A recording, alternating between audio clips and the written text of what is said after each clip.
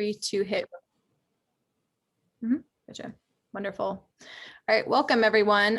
You are in session 10B, from planning to implementation, legal and policy perspectives on managed retreat from experts and policymakers on the ground. Thank you so much for joining us, whether it's morning, afternoon, or evening, wherever you are. And you'll be with us for the next 90 minutes, I hope. If possible, as I was saying, please put your name and affiliation to update your Zoom name, and or if you wouldn't mind sharing your name and affiliation in the chat, that would be great. My name is Katie Spilieri. I'm an attorney and senior associate at Georgetown Climate Center. We're a nonprofit climate law and policy resource affiliated with Georgetown University Law Center in Washington, D.C.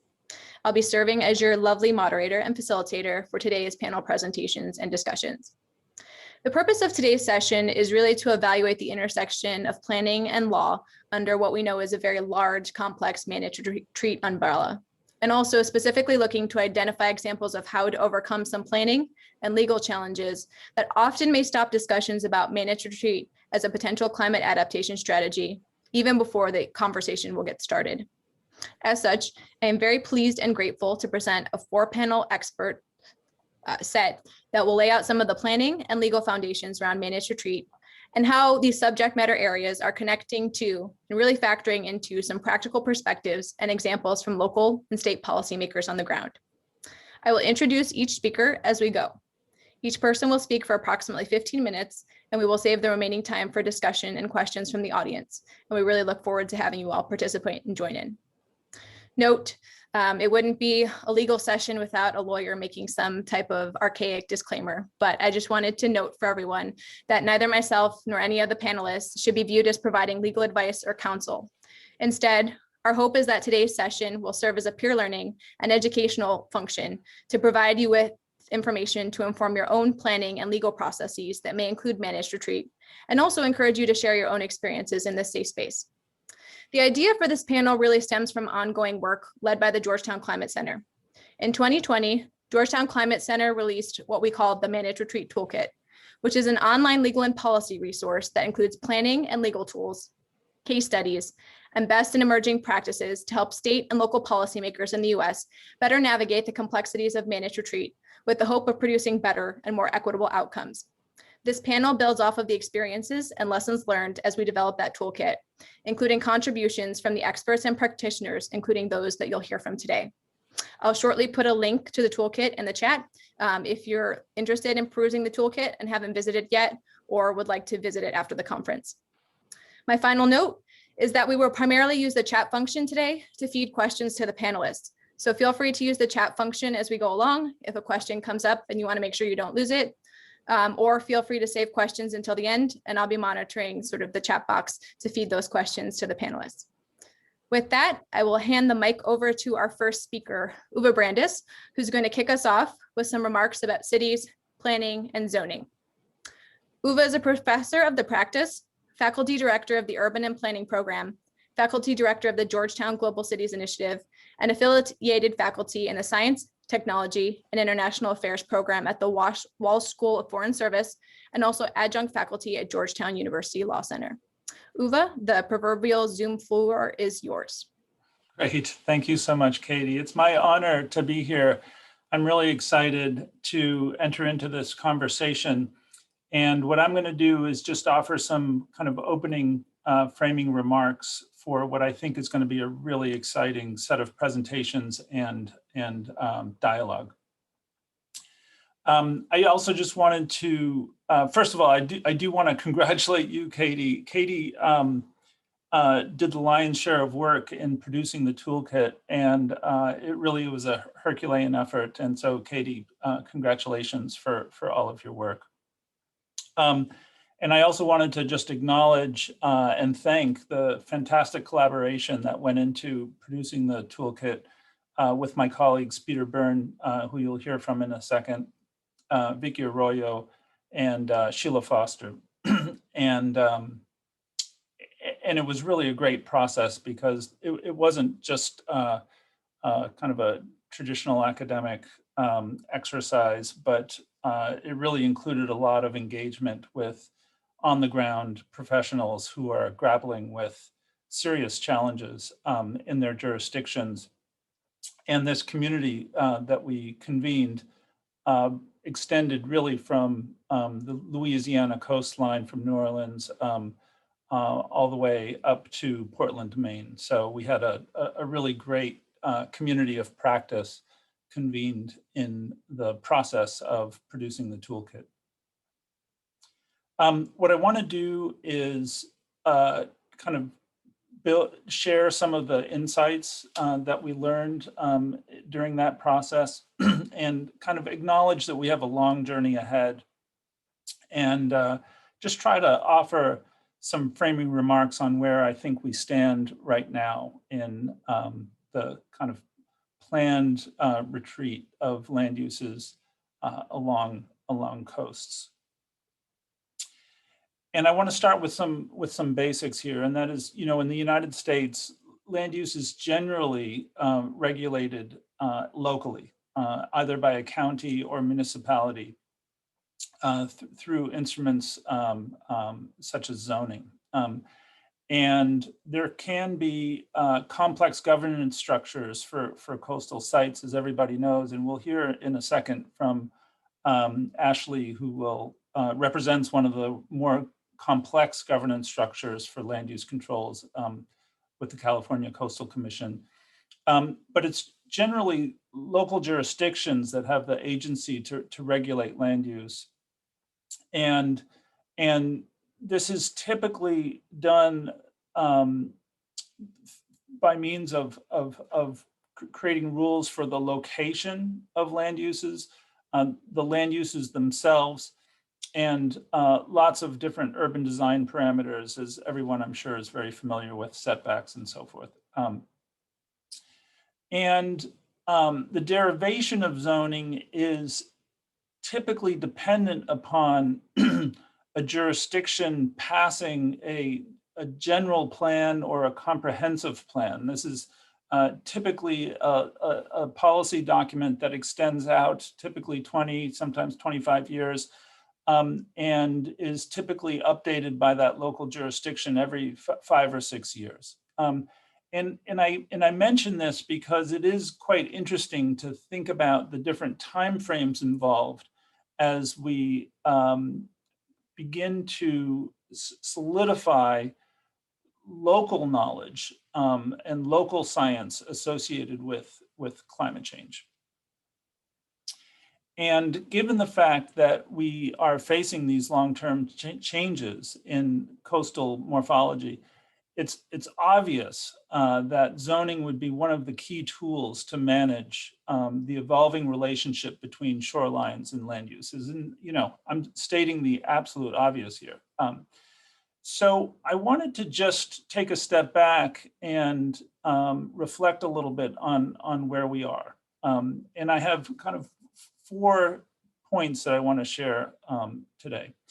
The first is good news, and that is we see many, many local jurisdictions exploring, generating, entering into discourse, and sometimes completing resilience plans and climate action plans. And this is not something new. This is a set of activities that local jurisdictions really have been very active in over the last, let's say, 10, maybe even 15 years. And these result in dedicated plans, but they typically are not a part of, or they're typically not dedicated general plans or comprehensive plans. These are kind of done in parallel, if you will, to those general plan and comprehensive plan instruments. The second point is also kind of good news, and that is in some cases, these general plans and comprehensive plans are now being updated, through this regular, typically 5 or 6 year cycle. And they are absorbing the findings and integrating the findings of those climate action plans and resilience plans. And sometimes they're being integrated as standalone sections within the comprehensive plans, and sometimes they're integrated into dedicated sections like coastal management sections. And sometimes they're being integrated into the entire comprehensive plan as a kind of a new generation of scientific input. But that's really just in isolated cases. And so my third point here is that it's really only in isolated cases that coastal land use retreat is really being studied and integrated within the land use sections of general plans and comprehensive plans.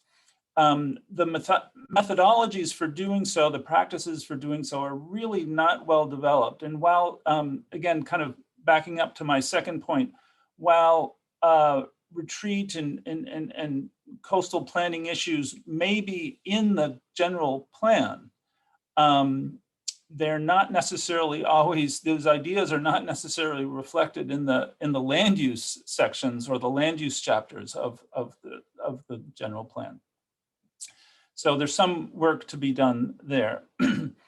And finally, in really very isolated cases, are the general plans and comprehensive plans directly informing the design, the regulatory design of the zoning instruments themselves. And so we have a lot more work to do in that area. The good news here is there's plenty of room and lots of opportunity for innovation. Just as manifest by this conference itself, we have lots of stakeholders that are really thinking about this, but we have much more innovation that lies before us. This is an issue that I'm sure we can all agree on. That it's hard to avoid. So I'm sure in our conversation today, we're going to hear about various expressions of conflict, because as we all know, the changes are already underway. And I'd like to just close by saying it's really an honor for us here today to have two very important practitioners who have been working on these issues on the ground. And I think that this is a phenomenal opportunity to weave together you know, a variety of exploratory ideas, some theory, and also the very, very important on-the-ground experiences of practitioners. And so with that, Katie, back to you. Wonderful. Thank you so much, Uwe, not just for the kudos for the toolkit, which goes back at you and Peter and Mitchell and Ashley and the hundreds of other practitioners that informed its development. So that way it has like a practical use, but for also laying the concepts and the foundations of part of our discussion today. So with that, we're going to switch from Uwe to our next speaker, Mitchell Austin. Mitchell Austin serves as principal planner for the city of Punta Gorda, Florida, focusing on assisting the community to achieve its vision as the economic, social, and cultural hub of Charlotte County, grounded by a strong connection to its rich history and the beauty of the natural environment. Mitchell, I'll hand it over to you. All right, thank you very much. Again, my name is Mitchell Austin. And I've been the planner here in the city of Punta Gorda for going on 17 years. And one of the questions I get most of the time is, what the heck's a Punta Gorda? And we're a small city, coastal city on the Gulf Coast of Florida, about 100 miles south of Tampa. Our economy is primarily geared towards catering to retirees. So we got a lot of healthcare, and we also benefit from ecotourism, sports fishing, sort of resource-based tourism. We are a fat point. We are a coastal community, but we are not on the beach. We are on Florida's second largest estuary, which is Charlotte Harbor.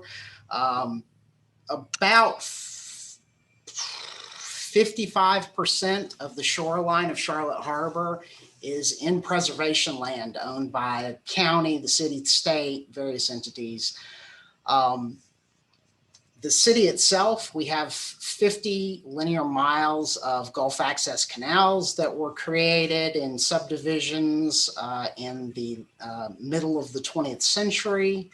Approximately 47% of our land area within the corporate limits of the city is held in preservation. So natural shoreline through 3/4 of the city boundary. We do have very low elevations. We are at high risk. The built environment, this is not the preservation land elevations here. Most of our built environment is 10 foot or less below sea level, or above sea level, excuse me. We're not below sea level yet. We're not New Orleans. Punta Gorda is historic. We were founded in the 1880s, which, you know, to a lot of you is like, what are you talking about? That's not historic at all. But for South Florida, it's very historic. Fort Lauderdale, which you may have heard of, was nothing in 1884. And by 1910, we had street lights, and Fort Lauderdale was still just one building. So why am I here, and how did we get to doing anything with adaptation planning in my part of the world? And the answer is we, the city, have just done a lot of good planning over the years.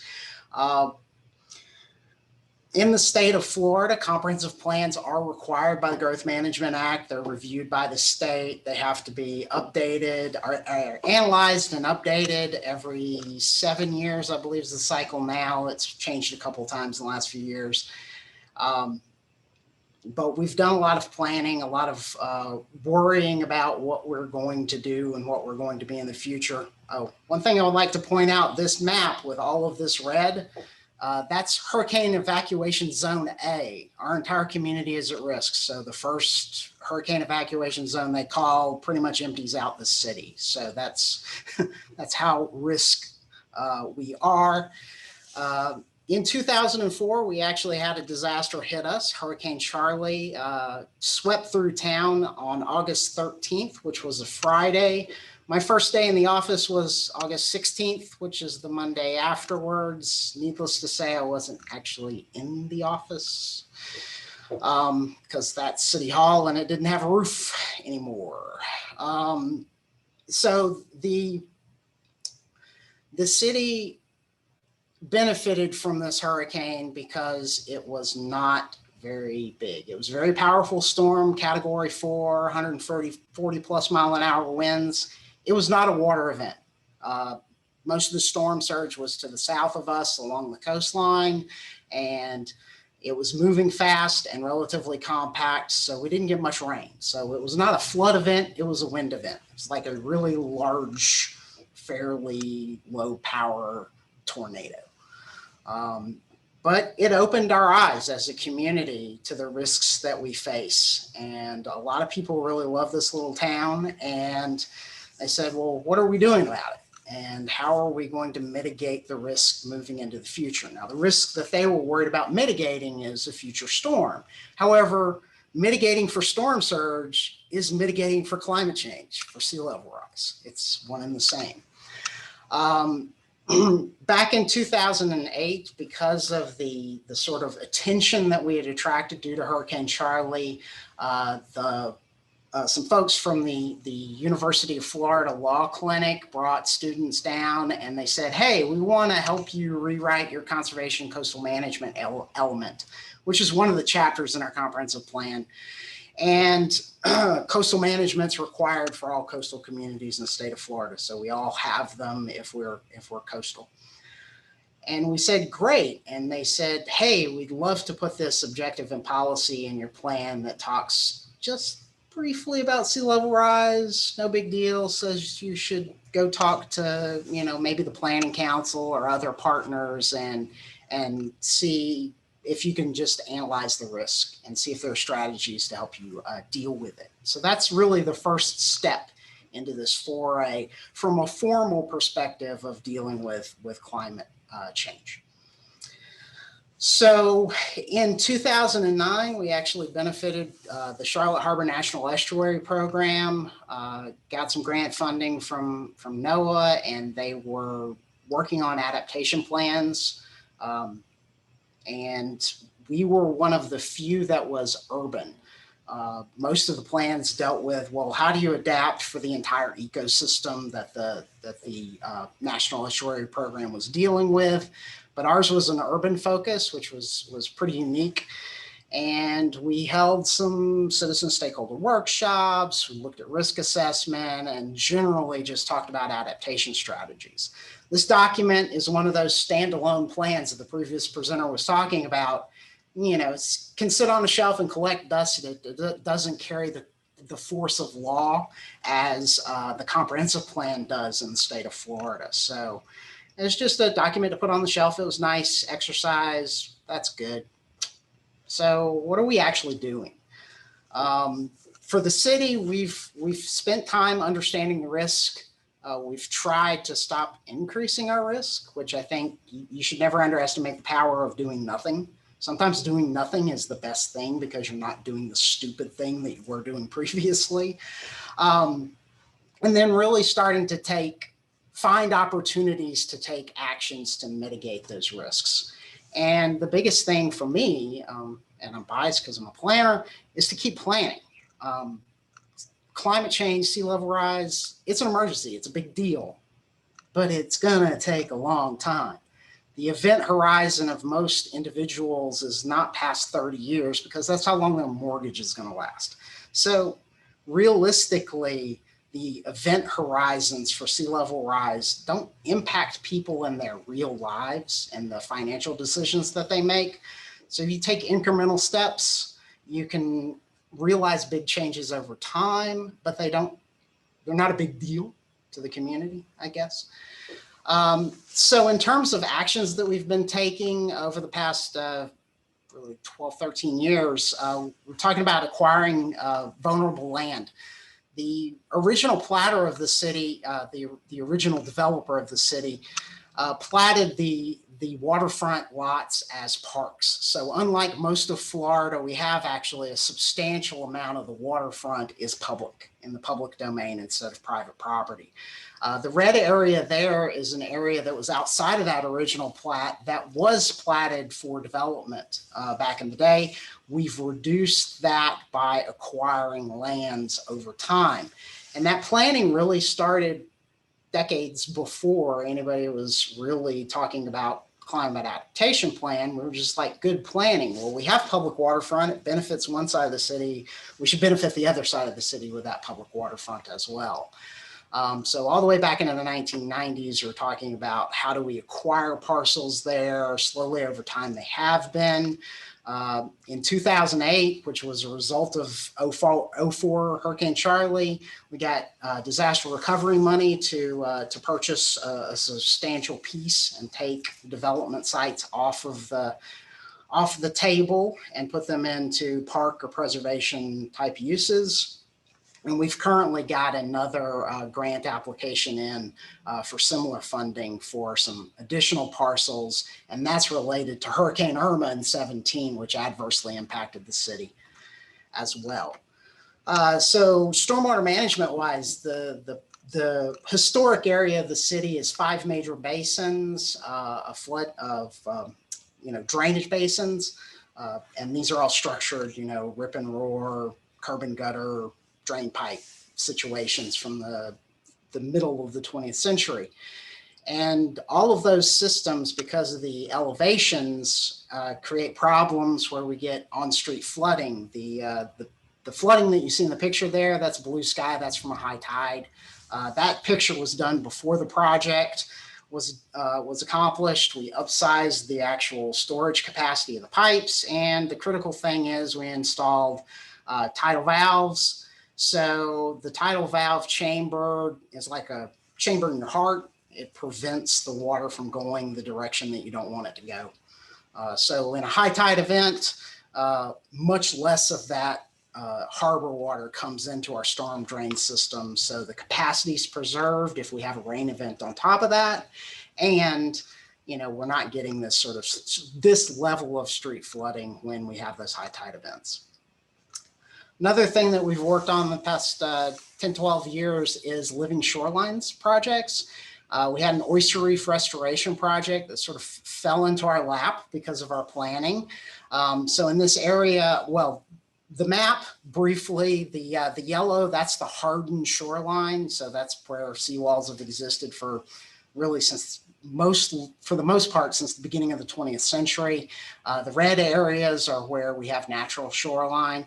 So the blue area there, that's where we had the pilot project for Oyster Reef restoration, benefiting from lots of partners. So the city has been really good at finding, identifying, and working with partners in the private sector, non-governmental organizations, and in the private, public, and non-governmental organizations. So this project is one of those success stories. The project was actually completed in 2015. There's like 3 different oyster reef types that they were trying to, like 3 different methods that they were attempting to use. And there's habitat monitoring and condition monitoring going on. They had a 3-year report a couple of years ago. The 5-year report's delayed because of the pandemic. So that'll be coming out probably next year as to what the results are there. So, you know, we've kept planning. We keep taking more baby steps. We had an update of the comprehensive plan in 2017. That was a major update, first major update since we did the initial adaptation plan. And instead of just one policy, we ended up with policies, several, in future land use, conservation, and we split coastal management into a separate section entirely. So we've got the thoughts of how do we adapt to these conditions is getting folded or woven into the document in a more comprehensive way. And again, the comprehensive plans in the state of Florida do carry force of law. So if you're not following a comprehensive plan, people can challenge you in court. Taking action. So building on the success of the Oyster Reef project, we had the opportunity with the Nature Conservancy to put together a project to do a more intensive living shoreline effort waterward of an existing seawall section. So we got all the way to conceptual engineering design plans, and we're in the process of trying to find grant funding. This project's been stalled for a few years because, some of it was like, oh, well, we're not sure that this is comprehensive enough, the permitting, the this, the that, the other, but we're still working on it. Hopefully we will get there sooner rather than later. But one thing that led to was the need to have a more comprehensive look at a living shoreline. Like, what is your strategy for protecting all of this, for using living shorelines as a mitigation strategy for all of this? So in 2019, we did an update to our climate adaptation plan. So it's 10-year anniversary, good planning. We redid the risk assessment mapping, and we're looking at a 50-year and 100-year horizon for those elevations. Pretty conservative, 3 foot at 100 years. But there are policy recommendations, actual pretty detailed mapping, some areas, risk areas that we say these are the focus areas, the places where you need to focus in on. And we do have some living shoreline planning to be, again, more comprehensive on that piece of the puzzle. And today we are still planning. We've got some updates to the comprehensive plan, even though they're sooner than our cycle requires. Because of some other planning activities, the city wanted to update its comprehensive plan, at least four elements of it, including coastal management. So we've got data and analysis from the 2019 update plan going into the plan. We've got a set of objectives, goals, and policies, goals, objectives, and policies for coastal resilience, including identifying specific risks and mitigation actions, and designating adaptation action areas, which is something that was called out in the Growth Management Act. We do that project's sort of working through the pipeline. We do anticipate that it will be adopted in 2022. So next year we should have that on the ground. Also, in looking at partners, the Florida Gulf Coast University here in Southwest Florida, they're down in Fort Myers, a little bit south of here. They have been working for a few years now on trying to develop a Southwest Florida Climate Resilience Compact, which is modeled on others that occur in other regions of the state. And as of April of this year, we've have all 14 local governments in Lee, Collier, and Charlotte counties, including the city of Punta Gorda, of course, that have joined. And the goals of that compact is really to provide technical planning assistance and support, which we suspect will actually be one of the people providing support, and then identifying resiliency funding for actual projects and actions. So with that, I'll turn it back over to Katie. Wonderful. Thank you, Mitchell, not only for letting us know what a Punta Gorda is, it's bringing back high school Spanish, but really showcasing a comprehensive long-term example of a community working on climate adaptation and sort of where different elements of managed retreat fit into that, including some different pieces I think that don't often get as much attention, such as creating living shorelines to help people stay in place longer by stabilizing the shoreline, but also facilitating ecosystem retreat if and where that might happen. So now we're going to transition a little bit from just focusing on planning and zoning to thinking about some related but distinct legal considerations. With that, I'm going to introduce Peter Byrne. Peter Byrne holds the Baumgartner Chair in Real Property at Georgetown University Law Center and is the faculty director of the Georgetown Climate Center. Peter, I will hand it over to you to give us some information on property rights and managed retreat. Thank you, Katie. And hello, everybody. I'm delighted to be here and in such good company. I'm going to talk about property rights and their effect on managed retreat. As you listened to Mitchell, you heard about some very sophisticated adaptation planning, but you heard about almost no retreat. And when you think of, once you assess the strength of property rights, you have an understanding as to why that's the case. It's actually very difficult to do. However, okay, now I'm not seeing there we go. Here's our old friend, King Canute, who's been pilloried through the years for allegedly trying to order the sea to stay back. He actually was trying to demonstrate how stupid his courtiers were, who might believe that that was the case. The reality is that we can't hold back the sea, and we can't hold back sea level rise because it's coming. And the only question is whether retreat will occur suddenly, chaotically, disastrously at some time that we can't estimate, or whether communities can develop legal tools to render that retreat relatively safe, efficient, and ecologically acceptable. One of the greatest barriers to doing so, of course, is the fact that we have a very wonderful and robust private property system, which I'm all in favor of. It's been my career. But it's a big problem for dealing with sea level rise. We have many property owners. It's very difficult for them to coordinate. The only way they can coordinate is through government, which they don't trust. Every owner is spatially limited.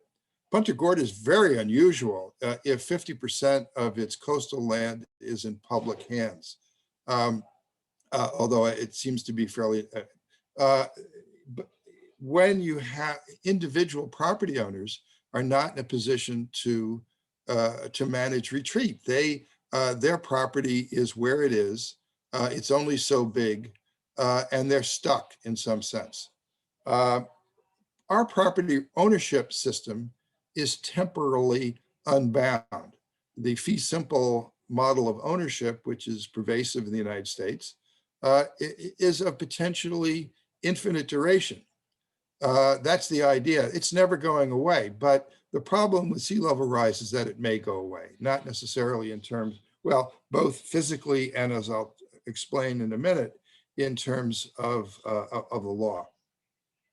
And property rights are constitutionally protected.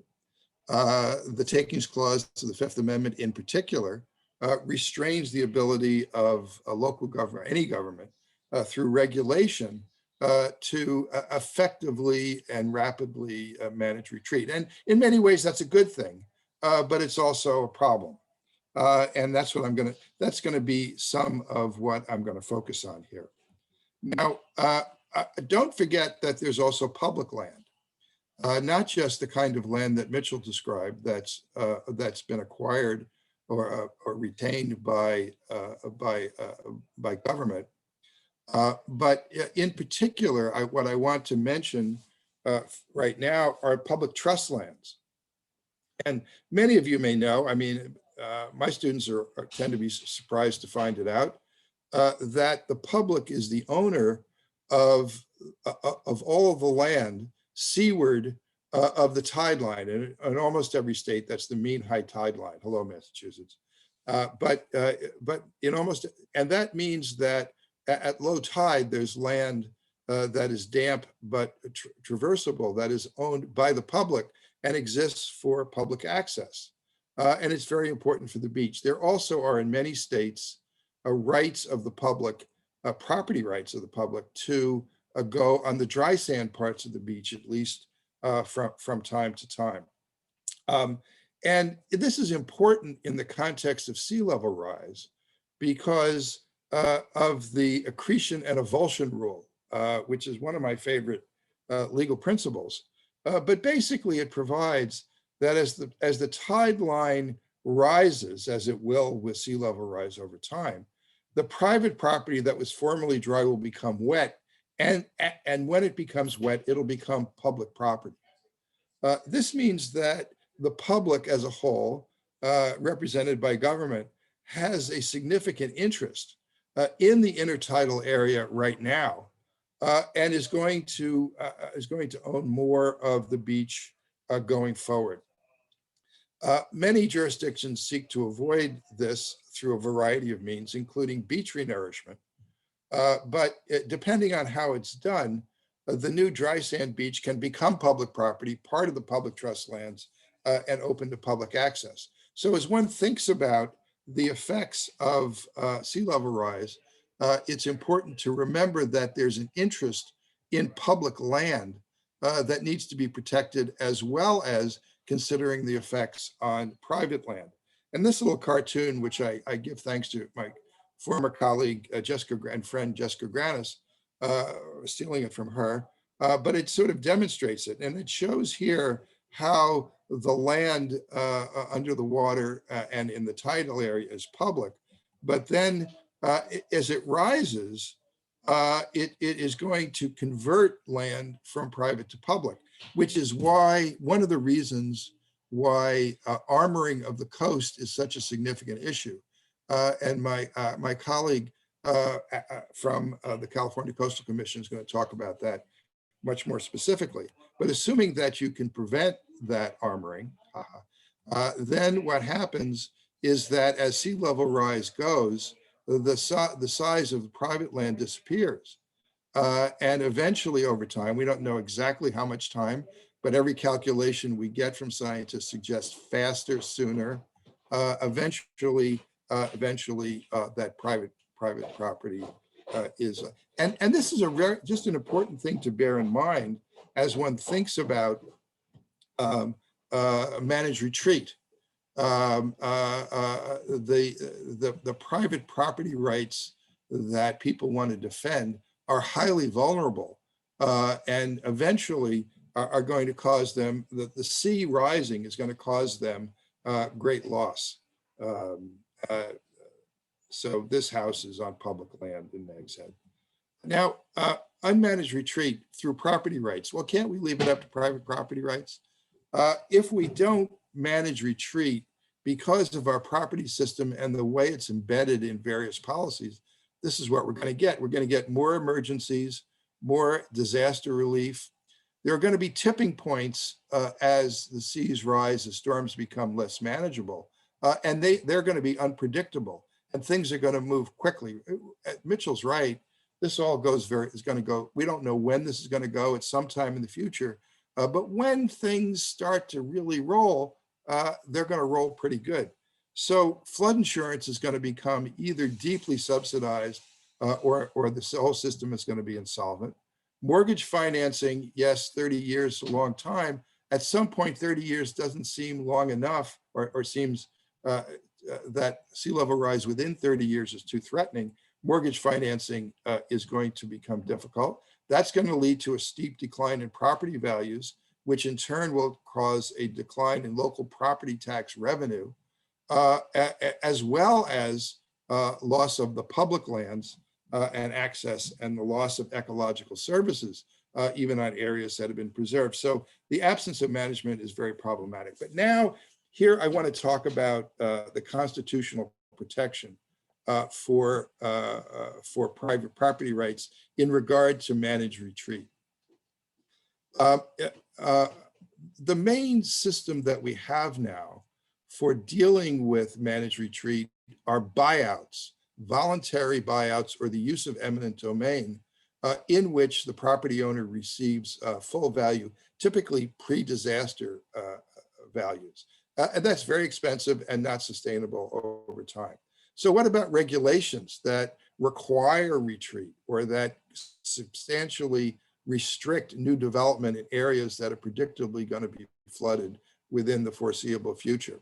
The important Supreme Court case here, which many of you will know, is Lucas versus the South Carolina Coastal Council, which was really the first retreat case in the Supreme Court, because South Carolina forbade new construction seaward of a line of where flooding had occurred, and the property owner couldn't develop his property, and the Supreme Court said, no, that's unconstitutional. You can't entirely prevent someone from building their property, and that so that an entire prohibition on development that is complete is unconstitutional. And maybe that's a good thing, but it is a problem for managed retreat. People can't simply be ordered to retreat. So what do? Much of the takings law actually comes under this other case, Penn Central, which is much more flexible and really is based upon expectations of not upsetting investment-backed expectations. I'll talk more about that, but this is the slide I wanted to get to, and this is sort of what is probably the value of what I'm saying to you today. Planning is important from my perspective, not just because planning is good, but also because it shapes the future expectations of property owners. So insofar as it is seen that that flooding is going to occur, that things are going to get bad, that retreat has to happen, that's going to affect their investment expectations and make regulation of their use or development of land more legally defensible. Armoring is a big problem. The extent to which property owner erects barriers to sea level rise, physical barriers, is a big problem. One of the reasons is because it eliminates the public land, because it eliminates the tidal land, so that eventually the water laps against a concrete wall. There is no public land, and that undermines the public interest. And I'll leave it to Allison Reinemann to talk more about that.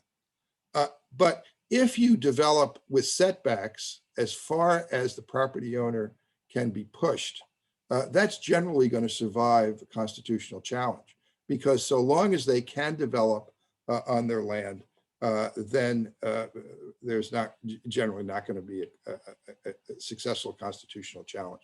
But I want to talk about particularly saving the time element. That if you, just as we talked about saving space for development on a lot, we're talking about saving time for development on a lot that's eventually going to be inundated in sea level rise.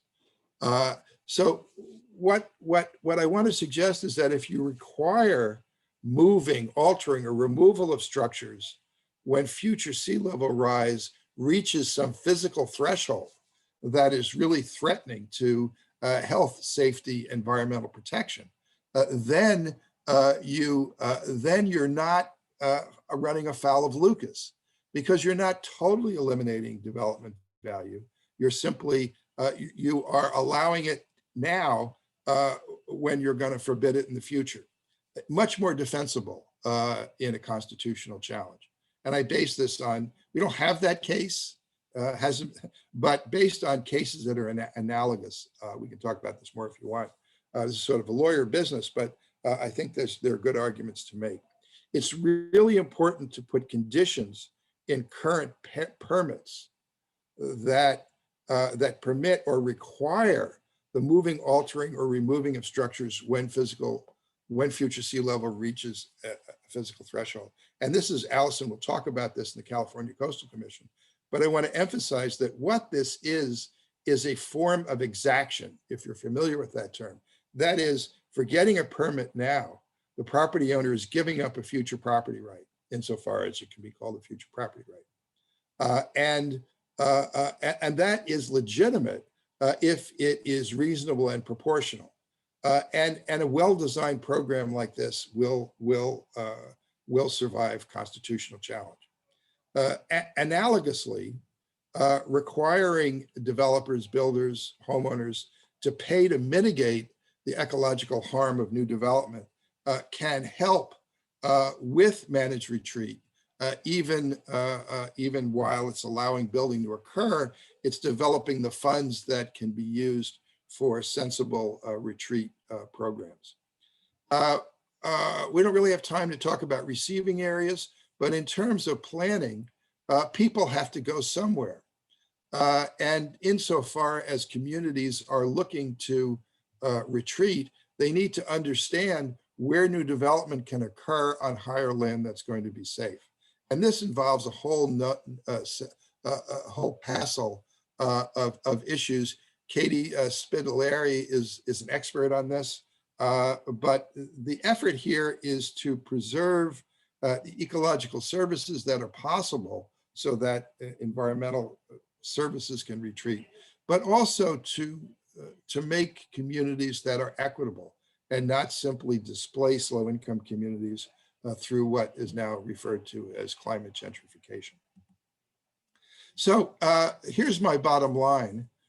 Given that sea level rise is inevitable, managed retreat is likely to maximize the future value of private and public property in the aggregate. Chaos is very expensive.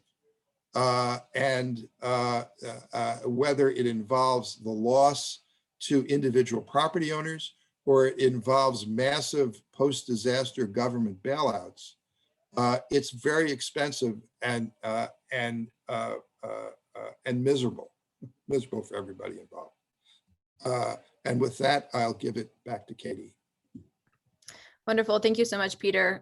You're an expert at laying out these really technical concepts, but they really sort of underpin so much of the legal structure in our society and sort of what can come with managed retreat. With this, I'm going to turn it over to our last, but certainly not least speaker, Ashley Reinemann. As of last week, Ashley started as the California Coastal Commission's new federal programs manager, where she now manages the state's federal funds, special projects, and state-federal partnerships for California's Coastal Zone program. Before moving into this role, Ashley was a climate change specialist with the Commission's statewide planning unit, where she focused exclusively on statewide sea level rise policy, permitting, and planning issues. Ashley, I'll hand it over to you. And I already see that there are some questions coming into the chat. Keep those coming, or if you want to wait until we formally open the discussion portion. But our panelists who are not presenting, feel free to answer questions if they are capable of being answered in the chat. All right, thanks. Ashley, it's up to you. Great, thanks Katie, and hello everyone, and thank you to Katie and the organizers for including me in today's presentations and discussions. Looking forward to Q&A, and thank you Peter for setting me up so well. It's as if Katie planned it that way, but I hope to give you a few examples of many of the issues that Peter just described in his talk on how things are working and moving out here in California. And thanks to you East Coasters and others in other time zones. I know it's getting late in the day, so I hope we keep you entertained. So in terms of an outline for my talk, I'm going to start by introducing the California Coastal Commission to you all, in case it's not a familiar entity to you, and our role in planning for sea level rise. And I'm going to spend the bulk of my time walking through examples of how we're addressing sea level rise hazards through our policy documents, our local policies and regulations, and then also our individual permits that we issue out of the commission. And I'm going to sum up with just a few examples of relevant litigation in this context as well that are going to touch on some of those issues also that Peter just described. So the California Coastal Commission was established by the California Coastal Act in 1976. It's a part of a NOAA-approved California Coastal Zone program pursuant to the Coastal Zone Management Act, which I'm sure you all are very familiar with. Under these laws, the Coastal Commission issues coastal development permits, and we also make federal consistency decisions for projects that may impact coastal resources in the coastal zone. And I'll talk a little bit about what those coastal resources are in just a second. Importantly, we also certify what are known as local coastal programs. And here, the permit authority in the coastal zone is actually transferred to local cities and counties that have approved local coastal programs that are certified by the commission. So in those cases, the commission no longer is the primary permit issuer. It's the local city or county that issues the permits. I will note, importantly, the commission retains our appeal authority. So if there's a local decision that we don't agree with, we can bring on an appeal and put that before our commission. And there's also certain locations up and down the coast that we retain in our original jurisdiction. So no matter whether a local or city or county program is certified, we might still have original jurisdiction over some areas, including in like public tideland locations. But I'll talk a little bit more about local coastal programs in a minute. And I think Uwe set me up well in terms of what they are and what they do in terms of planning. And then finally, we also work with universities and ports and other entities on large scale development plans. And we also have a number of non-regulatory programs and partnerships where we're pretty much always coordinating with federal, state, and local governments and other stakeholders on key issues, including sea level rise and coastal hazards. So I mentioned those coastal resources, and really what we're looking at primarily under the Coastal Act are land and marine habitats and wildlife, agriculture, public access and recreation, scenic views, special communities, and we need to fulfill these mandates under the Coastal Act even when presented with these challenges of sea level rise. And so that's what I'm going to kind of lay out for you today, of how things are changing a little bit in terms of how the Coastal Act has supported this work over the decades. So let's see here. Some specific Coastal Act sections that I want to highlight for you that sort of run thematically throughout the rest of my talk. The Coastal Act has particular policies that require the development we permit to minimize risks from hazards. So section 302.53 requires all new development to be sited and designed to be structurally stable and minimize hazard risks without the need for shoreline protection devices that may cause shoreline impacts. And now alternatively, and don't be confused, 302.53 versus 302.35, section 302.35 does allow for shoreline protection devices in certain circumstances, even if they have shoreline impacts, when they are necessary to protect existing structures, provided that those impacts to coastal resources are mitigated. So I'll talk more in a moment about how these two policies in particular work together and in practice in light of sea level rise. But just in terms of what I mean when I reference coastal hazards and what we've been tackling for years and years, and what sort of types of hazards are being exacerbated with sea level rise, I wanted to share just a few pictures because otherwise I do have a lot of words in these slides.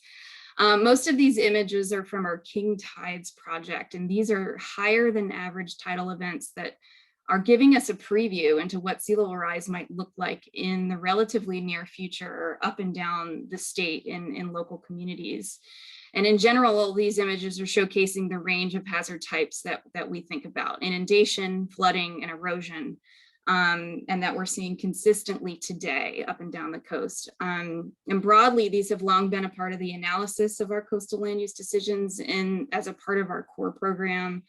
But as I said, now we are considering how these could intensify in the future with rising seas. And we're looking at houses, we're looking at critical infrastructure, we're looking at our beaches and our utilities. These are all resources in our coastal zone that are being impacted.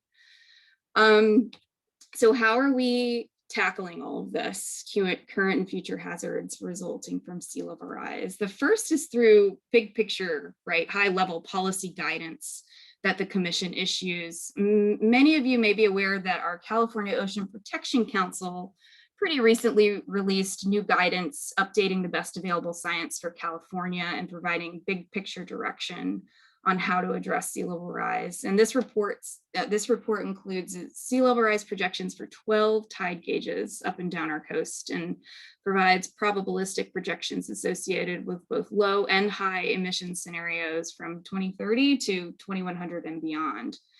And then the Commission has adopted our own guidance in 2015, but then we updated again in 2018 pursuant to this Ocean Protection Council work to reflect this best available science. And then we also have 2 additional guidance documents that hone in a little bit on some of these specific types of development, one on residential development and a second on our state's critical infrastructure. And in that we focus in particular on highways, roadways, rail, and water. Those 2 documents are still in draft form, and we're hopeful to kind of get them moving through the public review process and then approved by our Commission in the coming years. So what does implementation of all this guidance look like? It plays out via our local coastal programs that I've already described to you and on a permit by permit basis. So I'll talk about both of those quickly here. Our certified local coastal programs we see are one of the state's most critical tools for supporting long-term proactive resilience planning. And as Uwe had described earlier, these land use planning documents provide really the long-term vision and implementing policies, force of law implementing policies that guide the types, amount, and intensities of land use in the coastal zone at the local level. And so prioritizing this and knowing this, the Commission has a long-term LCP grant program to encourage and support our local jurisdictions in their efforts to study vulnerabilities and develop updated policies to better address sea level rise impacts on a community-wide basis moving forward. And actually it was really comparable and in line to what Mitchell described, the work that they're doing. And so to date, we've awarded 6 grant rounds totaling over $8.3 million, 62 projects to 40 local jurisdictions up and down the coast. And like I said, similar to what Mitchell described, the grant work often starts with sort of this assessment of vulnerability and then adaptation plans that then all of that work and understanding feeds into the actual policy development. That ultimately leads to the city or county locally adopting the update to their local coastal program and that coming to the Coastal Commission for certification. And we're doing this through our grant program to address these coastal hazards and sea level rise specifically.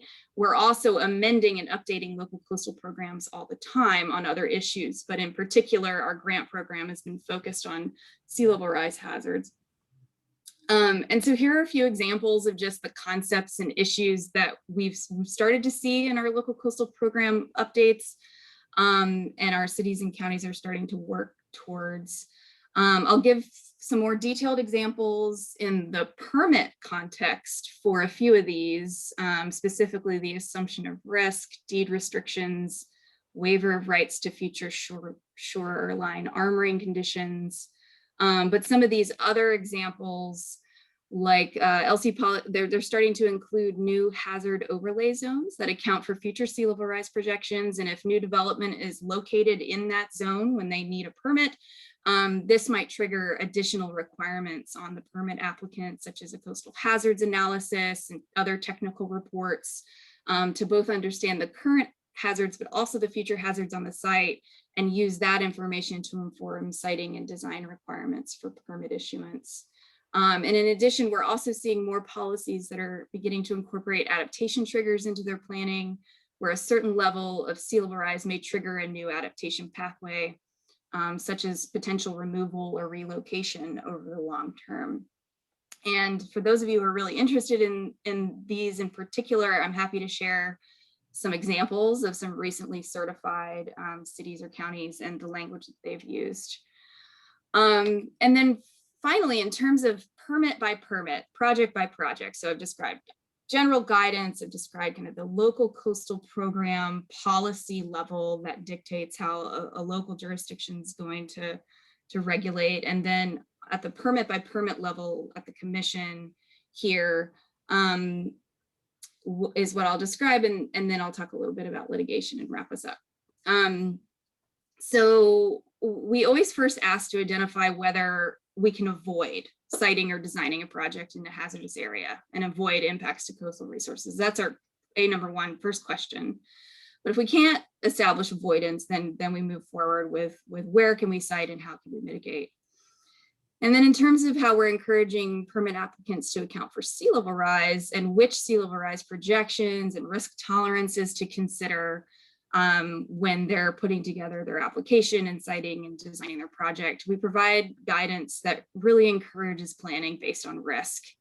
And so we have these risk aversion scenarios in our state guidance, and we recommend this low risk aversion being associated with projects that would have limited consequences and a higher ability to adapt. So think your coastal pathway or a lifeguard tower. But we suggest a medium high risk scenario for those projects that have greater consequences or perhaps a lower ability to adapt, such as a residential structure. And based on the risk and the sea level rise projections and the development life of what's going to go on the project site, we then identify how long the structure can be safe for and condition the project to require future adaptation strategies if and when they are necessary to continue to avoid the risk to the structure and harm to coastal resources. So what does that actually look like for a permit? I just wanted to take a moment to give you an actual example and just generally how we're setting ourselves up for development for a gradual planned retreat from the coast. So here is a relatively recent permit decision from the Commission's August 2020 hearing. This image shows the location of the project. We're in Hermosa Beach in Southern California.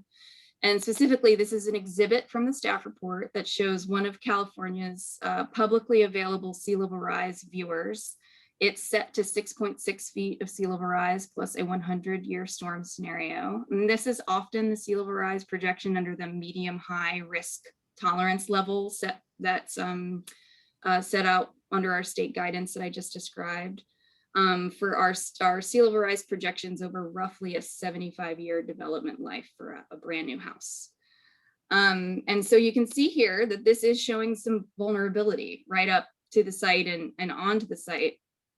I will say that it's much later actually in the 75-year timeline, because as you can also see here, Hermosa Beach is quite wide. They have a lot of sand in Hermosa Beach in particular and along that stretch in Southern California. So the hazard is coming, but it's not imminent. And in this case, the commission approved the permit for new development on the site, but we provided several specific special conditions to address the hazards. And I'll walk you through those briefly here. And this is a lot of words, but I wanted to include the direct quotes, and you're able to easily pull up the permit yourself. I've got the permit number and the name here if you're interested. So the first, as I mentioned earlier, is this assumption of risk condition. And the quoted language, I've included it direct here, is by acceptance of this permit, the applicant acknowledges and agrees that the site may be subject to hazards. including sea level rise, and thus they assume the risk of injury and damage and waive any claim of liability, indemnify and hold harmless the commission. So really clear on notice assumption of risk.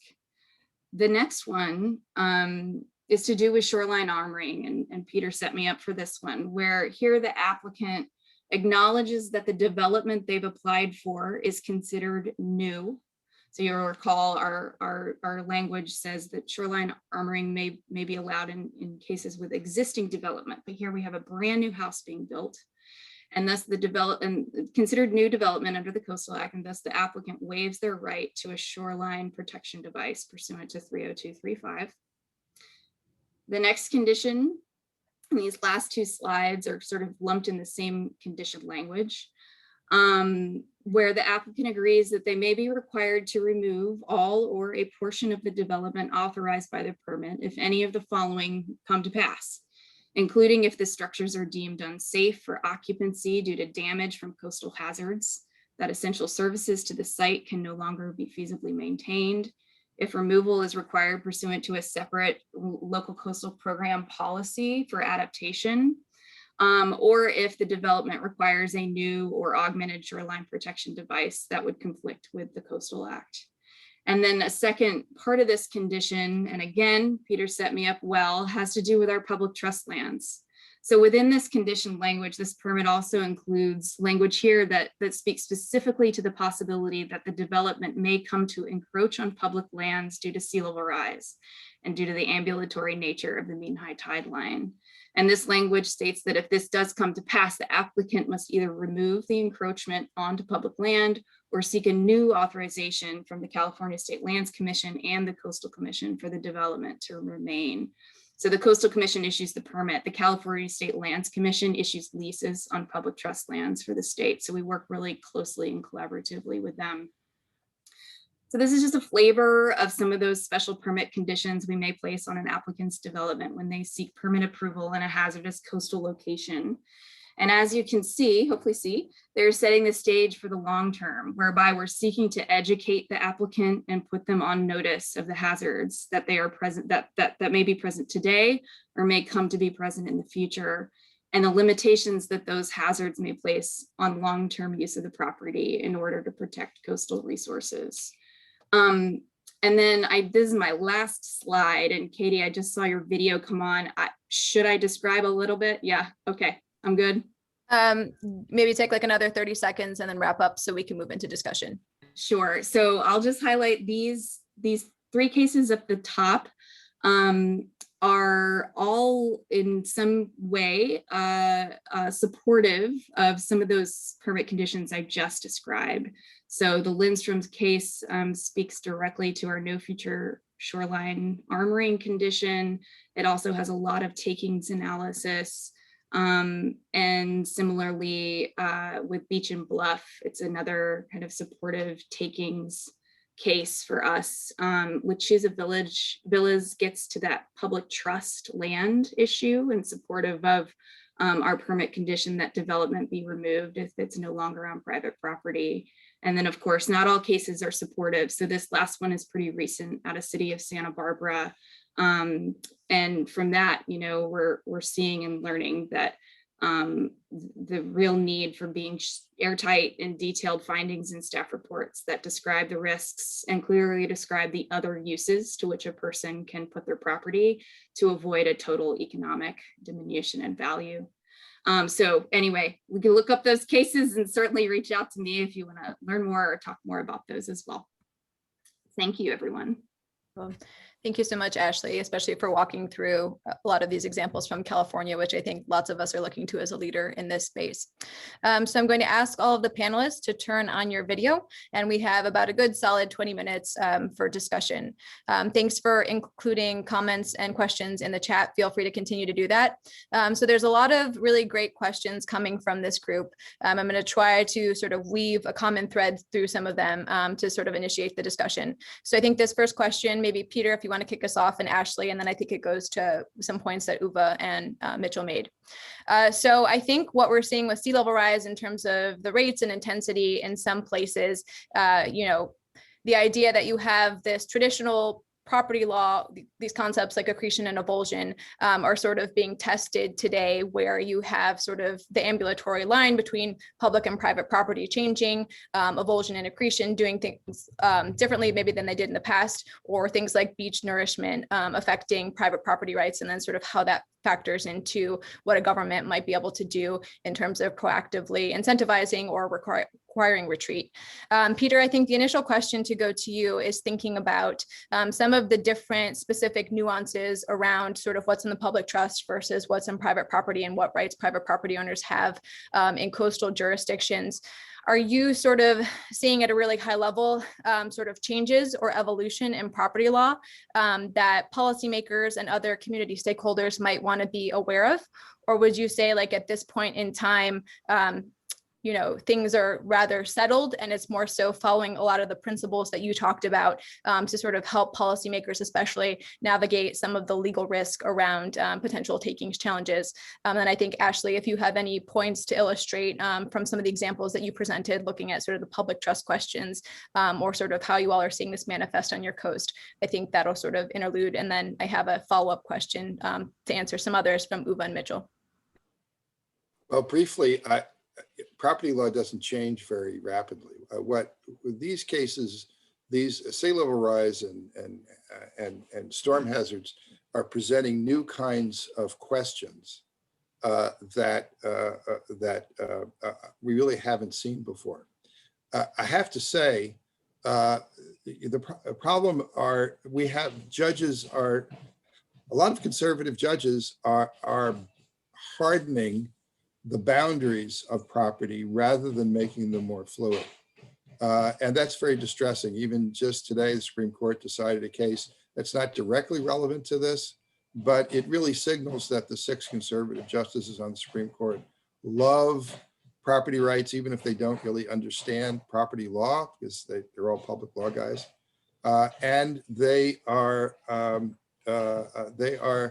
it's a big problem. So I think that creativity still can create new kinds of issues and new kinds of nuances, but I think it's going to be a hard road for the next couple of decades.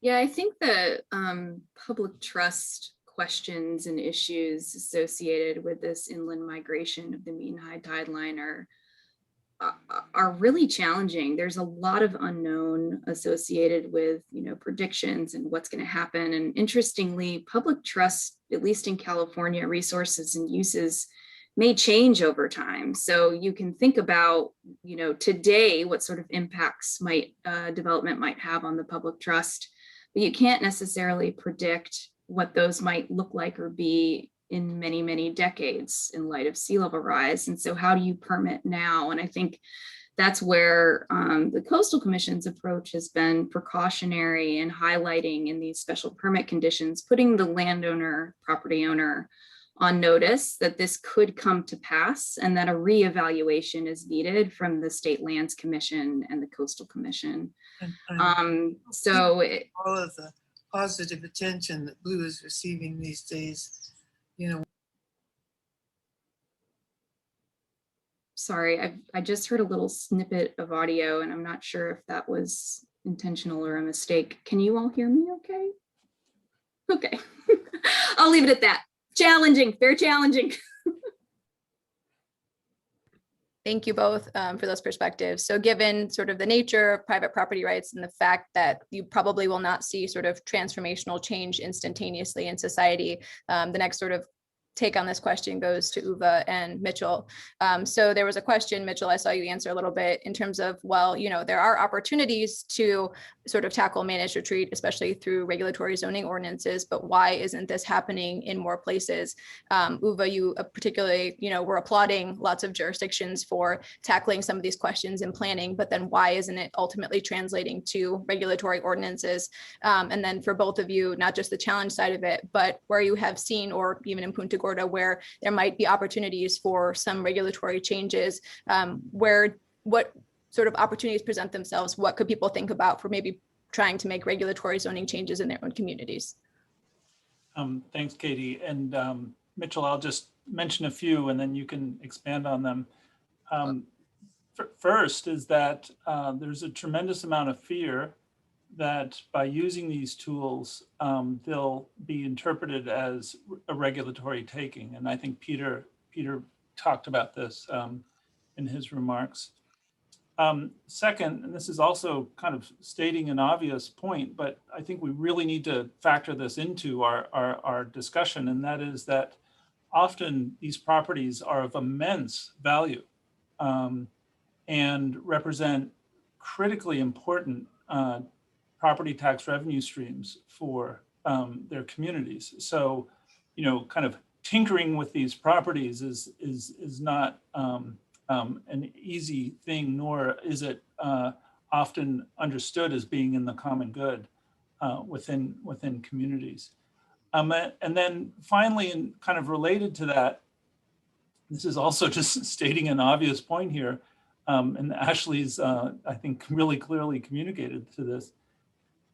This is really complicated. And so how value frameworks are allocated at the community level is something that we don't have a lot of experience in. And so I think we're going to have to imagine very unprecedented and complicated kinds of partnerships to actually, you know, kind of judiciously allocate the value of this property in new ways. And with that, Mitchell, please. Yeah, so I think from my perspective, you know, the takings fear and reality of it is really what holds back communities most definitely from taking sort of more progressive actions in locations where they know there's substantial risks. For us as a like shoreline, you know, as a non-beachfront community, those risks are easier to manage, I think, in the short term. And, you know, we're just not going to face them until it becomes an economic reality. And I think really on some level, the power of the markets is going to dictate when society starts making these changes.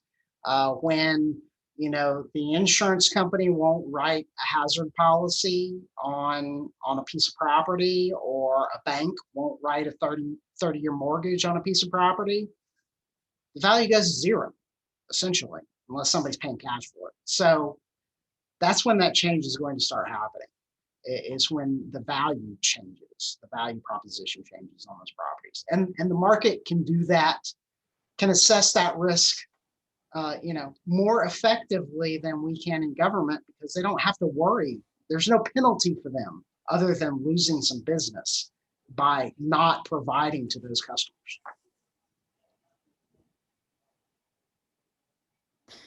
Yes, thank you. I think some of the questions has sort of drawn out the linkages between sort of legal authority and the ability to plan for retreat, but also the impacts of sort of insurance and other economic markets to sort of drive retreat.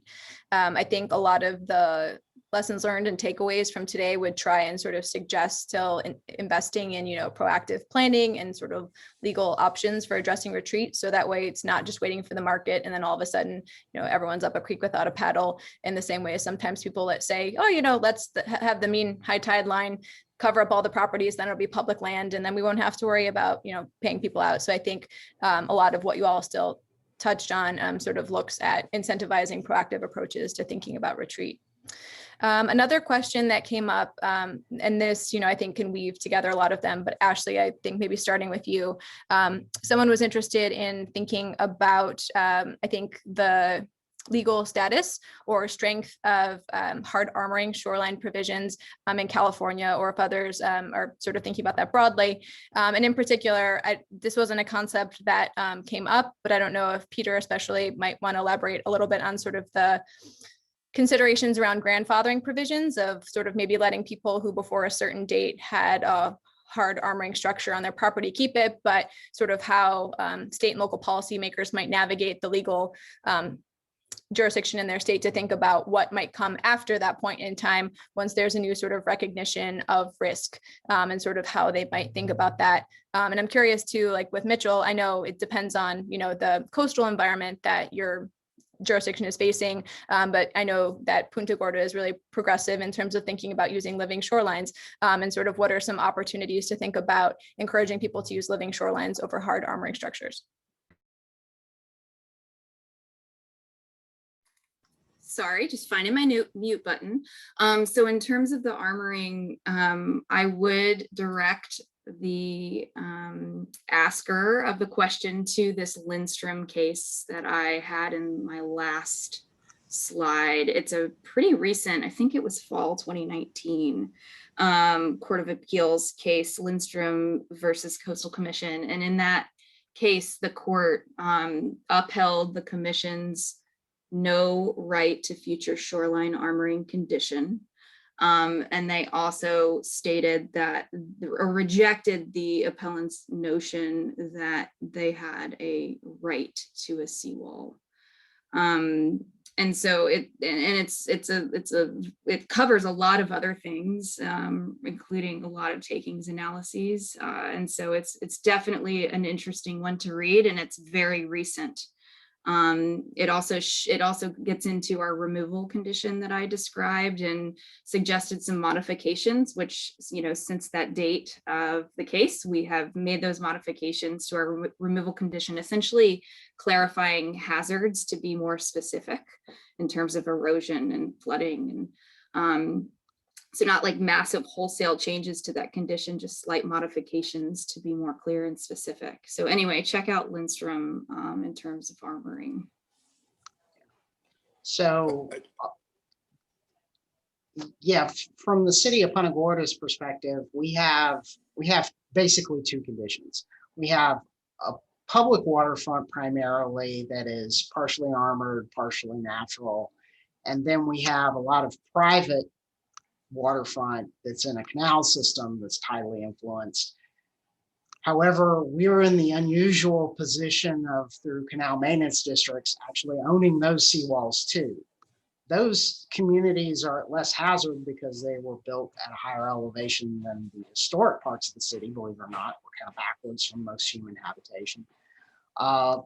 So those questions on the private side haven't really even started to be asked because they're not at risk in the horizon that we're planning for and the assumptions that we're making about the risks over that horizon. So yes, for us, living shorelines and those types of adaptations make a lot of sense because, well, maybe we buy our historic areas another generation or two of peace and prosperity before we really have to start addressing, okay, well, we need to retreat from this area. The ability to armor your property to protect yourself against water is a traditional part of property rights. However, over time, it's been seen that if it causes harm to neighboring properties, it can be deemed as unreasonable and therefore regulated or prohibited. And it's not just neighboring private properties, but it's also the public properties, such as the intertidal area.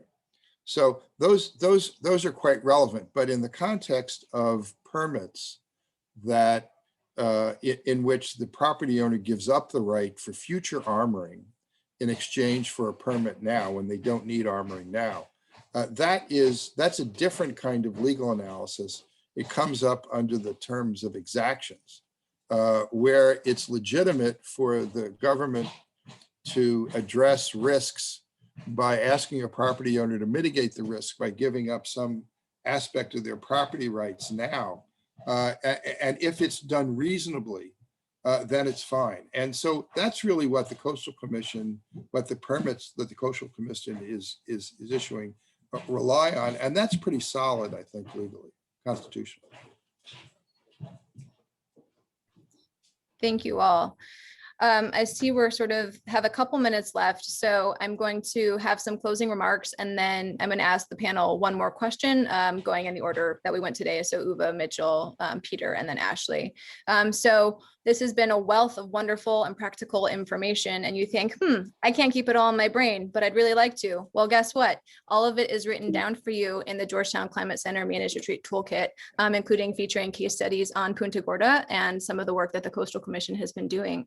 So I encourage you to check that out. And even if you've checked it out before, we maintain it and update it as a living resource. So please check back in the future for the latest and greatest information. I also put my email in the chat if anybody wants to follow up for additional information, or you're trying to find something and don't know where it is.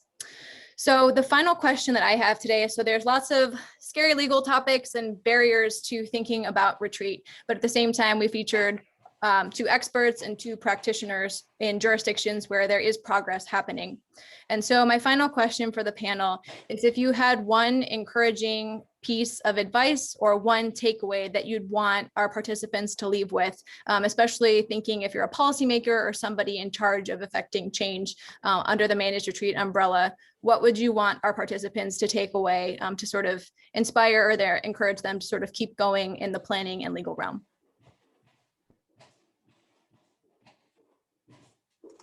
Thanks, Katie. Great question.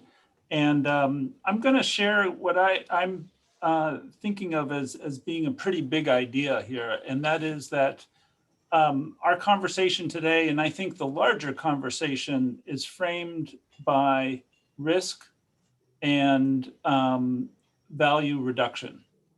And I think we need to begin a new conversation around value creation that extends to communities, local communities, really seeing and identifying a positive future vision for how coastal change fits into their future.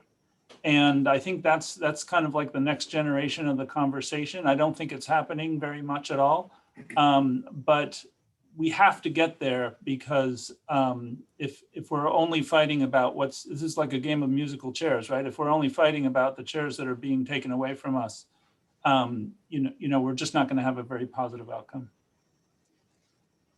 So I will actually echo that a little bit in another way. Punta Gorda benefits from having a lot of public waterfront, and that's different from most of Florida. Most of the waterfront is privatized. So you get this thin veneer of wealth in Florida, backed up by abject poverty, because the only jobs we have are service worker jobs. So if you back up and you create a public space along the shoreline, a real public space that is, accessible not only during low tide, but throughout the cycle, that wealth extends back further, because people want to be near that public resource. So you actually create more wealth through the community instead of having it concentrated in a very limited number of hands. And that's probably a quasi-socialist sort of idea that many of my fellow coworkers, elected officials, and citizens would cringe at. But the proof is in the pudding. That's really what our downtown is. There's more value there than there is in across the harbor, where the waterfront is primarily privatized, and right behind it you have houses that are worth a third or less. Oh, I love Mitchell's comment. I think it's so true. But I would just hold up the fact that we still have time. We're running out of time to mitigate and reduce emissions, but we still have time before the sea level rise becomes unmanageable. And some of the legal tools that I've suggested take advantage of that time to create space for creativity. Yeah, Peter took mine. Can I say that? No, it really is. We don't often have slow moving disasters, do we? We have the disaster, and then we have to jump in and do something after it happened. And so I think really maximizing our ability to be incremental, thoughtful and plan in advance in a way that we do it all together, because this isn't the regulator taking away the land. This is really thinking about how nature and the environment is interacting with human beings, and how we all together as a group can work to a place where we all still can access and enjoy the coast. And we've got some time to do it together. Excellent points and thoughts all. And I think my takeaway is, Aviva put it in the comment, this is very hopeful, though daunting. Yes, but I think there is still encouragement to sort of take action, because it can lead somewhere productive and produce more equitable outcomes for people by proactively sort of incentivizing or requiring, or however it may manifest in the community, sort of focusing on implementing and planning for managed retreat. So my takeaway would be friends with your lawyers, be friends with your planners, bring them to the decision-making table early, and addition to other sort of often siloed agencies or stakeholders or community members, so that way you can produce more comprehensive decisions. So with that, I want to thank our wonderful and esteemed panelists for their time, not only today, but also their prep work leading up to this event. So if you have your Zoom button or your virtual clap, thank you so much. And I'd also like to thank you all for joining with us and asking such fantastic questions. Again, feel free to follow up with me afterwards if I can sort of direct you to different resources in the toolkits, or other experts that might be able to help answer your questions. And also thank you so much to Columbia for hosting this event this week, and providing us with this time slot to talk about these important issues. With that, I will release you all. If you're on the East Coast, I hope you go have dinner. That's what I'm going to go do. And feel free to check back at the toolkit or the recording of this event for some of the points that you maybe want to follow up on. So thank you all so much.